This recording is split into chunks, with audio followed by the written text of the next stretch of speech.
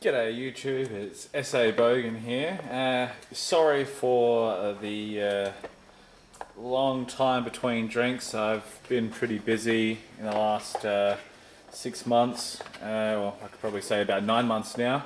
Moved into a new place, getting it all set up to the way I like it, bought a couple of new toys. So I thought I'd give you a video on what I've been up to recently, which has been the coin ring making. I had a video earlier, basically just letting you guys know that you know what you can do with your coins that you find. Just been making a lot more coin rings and selling them online to certain forums and making them for friends and family. What I actually wanted to do with this video is just show you some of the tools I've recently acquired from a guy over in the US, and I must say that coin making up until this point has been fairly long and time consuming, but since acquiring his tools it has been going a lot quicker. I wouldn't say it's half my time, but what used to take me a couple of hours would probably take me about an hour and a little bit more than that, depending on the size of coin. And also, you know, watching a lot of YouTube videos of recent and other coin ring makers got me onto these coin dies here. Up until this point, all I'd been using is steel mandrel and a nylon hammer, and basically hammering on that until you get the cone shape and the rest of it. But I recently have purchased these coin dies here, and you know, until you actually give them a shot, you don't know what you're missing out on. And these are all nicely CNC machined. This is the first one that I purchased, which does US half dollars and quarters, but coincidentally the florins also fit in here, and so do the shillings. So you know, it's a little bit harder to come across the American coinage down here, but yeah, I still can find it.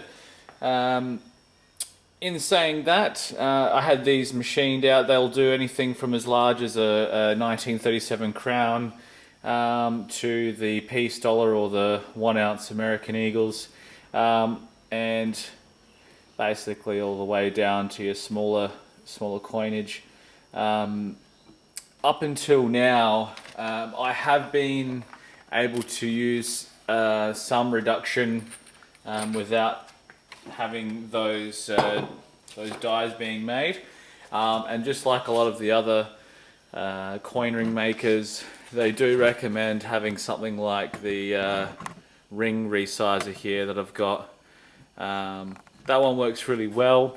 You've got the reduction plate down the bottom, and I've got the plastic Del ring bowls.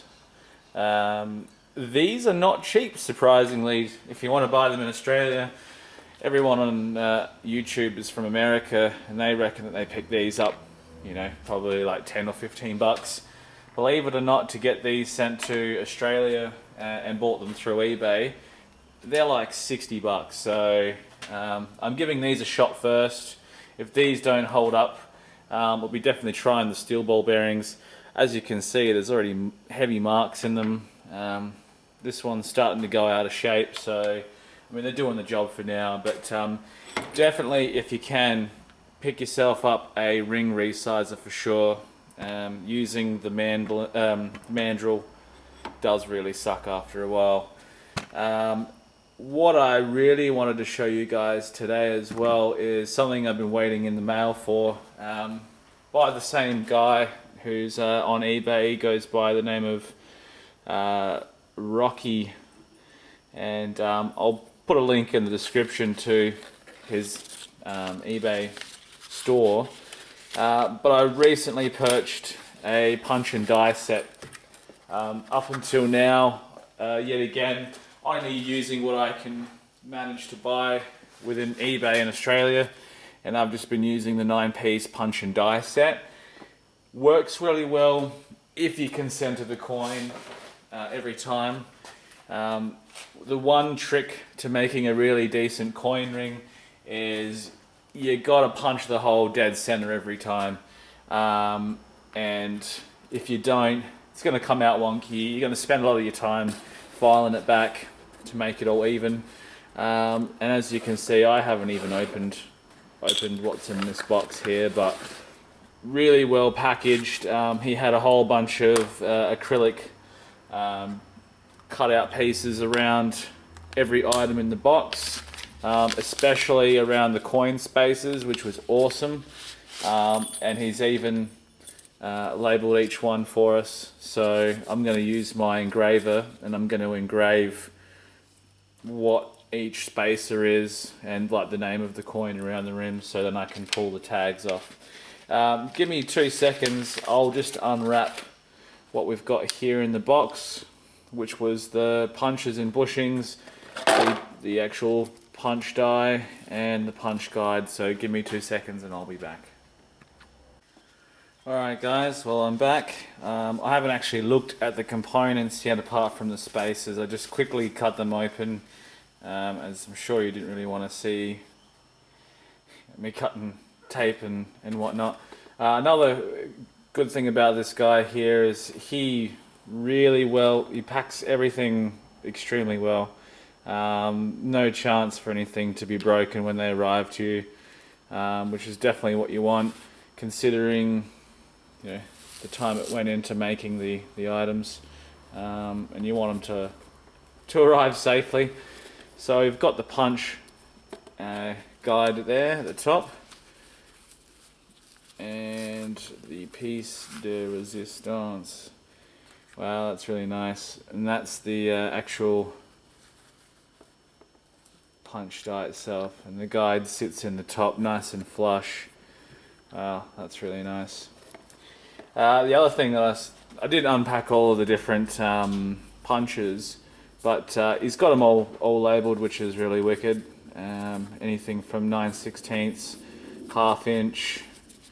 What else have we got? Another 9 or 7/16, and 3/8.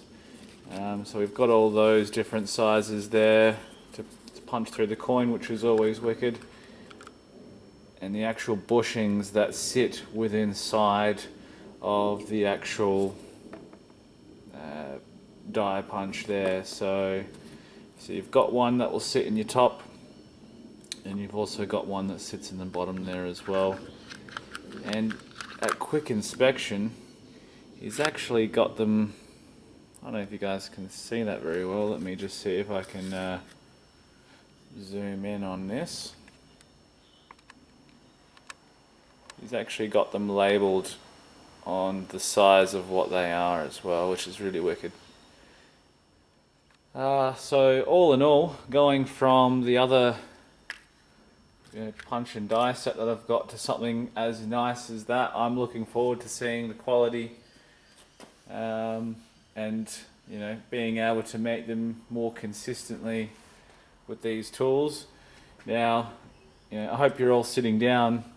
I can say that the pricing on this, especially with the conversion rate from American to Australian dollars, I can say the punch and die cost me, including shipping, just over $400, and these dies here I would say cost me at least around the $350 mark.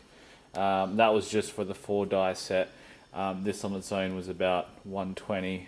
Yet again, all including shipping as well. But once it all comes together, you're going to make some pretty quality stuff. The ring resizer, I mean, that itself, if you try and pick that up on eBay or online, especially in Australia, you're looking at a couple $100, and I'm going to be upgrading mine too because it just doesn't go to a high enough size for me.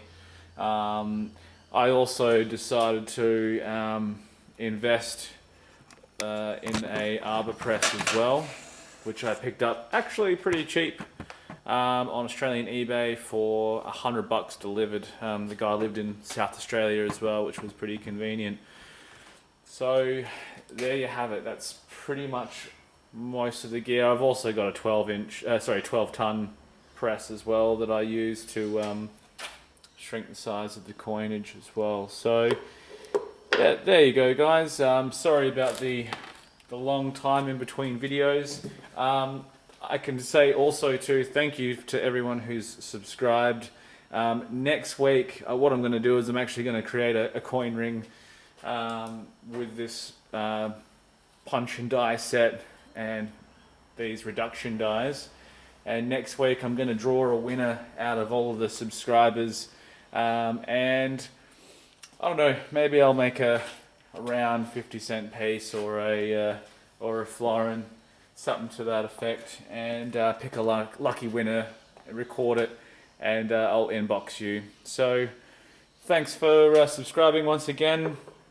Hopefully I'll have more videos, and I'll speak to you guys soon. Cheers.